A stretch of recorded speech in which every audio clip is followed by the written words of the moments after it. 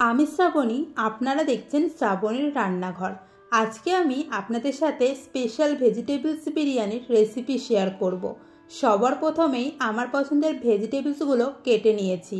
প্রথমেই নিয়েছি বয়েল করা ফুলকপি, গাজর, মটরশুঁটি, বিনস। এর সাথে অ্যাড করছি দই, লবণ, হলুদ গুঁড়ো, লঙ্কার গুঁড়ো, বিরিয়ানি মশলা, আদা, রসুন ও কাঁচা লঙ্কা বাটা, 2 চামচ তেল ও ধনেপাতা। খুব ভালো করে সব মশলা মিক্স করে 30 মিনিটের জন্য ম্যারিনেট করে রাখবো। এই বিরিয়ানির সবথেকে ভালো ব্যাপার হলো এতে আপনি আপনার পছন্দ মতো ভেজিটেবলস ইউজ করতে পারবেন। এখানে 500 চাল নিয়ে নিয়েছি। চালটা খুব ভালো করে ধুয়ে নিয়ে আধা ঘন্টার জন্য ভিজিয়ে রাখবো। এবার একটি সসপ্যানে জল গরম করে নিয়েছি। যখন জল থেকে হালকা ধোঁয়া উঠতে শুরু করবে তখন লেবুর 2টো টুকরো ও সাথে দারচিনি, এলাচ, লবঙ্গ, তেজপাতা দিয়ে দিচ্ছি। যখন জলটা ফুটে উঠবে তখন এর মধ্যে দিয়ে দেব ভিজিয়ে রাখা চাল। এভাবে যদি আপনারা বিরিয়ানির জন্য ভাত করে নেন তাহলে ভাতটা খুব ঝরঝরে হবে।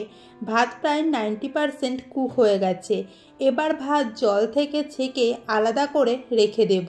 এবার সসপ্যানে তেল গরম করে নেব।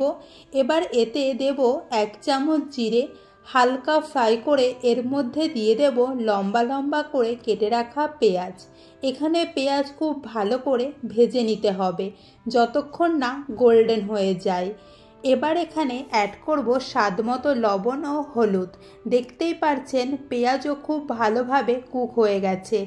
এবার এখানে অ্যাড করব ম্যারিনেট করে রাখা ভেজিটেবল এবং খুব ভালো করে মিক্স করে নিতে হবে। এবার এটিকে প্রায় 8 থেকে 10 মিনিট মিডিয়াম টু হাই ফ্লেমে কুক করে নেব যাতে সব সবজি খুব ভালোভাবে বয়েল হয়ে যায়।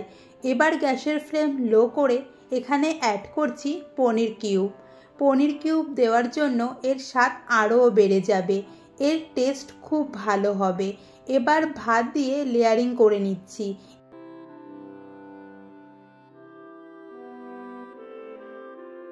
এভাবে চামচের সাহায্যে সমান করে নেব এবং ওপর থেকে ছড়িয়ে দেব ফ্রাই করা পেঁয়াজ, ঘি ও ধনেপাতা কুচি। এভাবে বিরিয়ানির লেয়ারিং করা হয়ে গেছে। এবার আর কিছু করার নেই। এবার ঢেকে 15 মিনিট মতো কুক করে নিতে হবে। 15 মিনিট পর বিরিয়ানি একদম রেডি হয়ে গেছে। দেখতেই পাচ্ছেন চাল কতটা ঝরঝরে হয়েছে। এভাবে যদি বিরিয়ানি বানান তাহলে একদম পারফেক্টভাবে তৈরি হবে। তাহলে রেসিপিটি কেমন লাগলো অবশ্যই কমেন্ট করে জানাবেন। দেখা হচ্ছে নতুন কোনো ভিডিওতে নতুন কোনো রেসিপি নিয়ে।